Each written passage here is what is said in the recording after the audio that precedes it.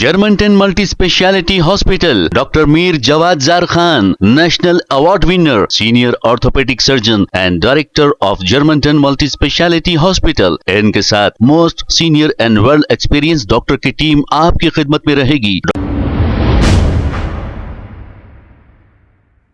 अस्सलाम वालेकुम नाजरीन, 7H न्यूज़ में आपका इस्तकबाल है। शहर हैदराबाद के इलाके बंजारा हिल्स में west zone task force team और बंजारा हिल्स पुलिस ने मिलकर एक होटल पर रेड किया। ऐसा बताया जा रहा है कि इस होटल में जिस्म फरोशी का कारोबार किया जा रहा था। इस होटल का नाम आर इन होटल बताया जा रहा है। इस होटल के रूम नंबर 111 और 112 में ये जिस्म फरोशी का कारोबार किया जा रहा था। पुलिस ने यहाँ पर रेड करते हुए 4 खवातीन, 7 कस्टमर और मोहम्मद शरीफ जो ये धंधा चला रहे थे, इन्हें भी गिरफ्तार कर लिया और इनके कब्जे से 5,950 रुपए नेट कैश और 13 मोबाइल फोन जब्त करते हुए पुलिस ने एक केस दर्ज करके इन्हें अदालती तहवील में दे दिया। आइए देखते हैं ये रिपोर्ट।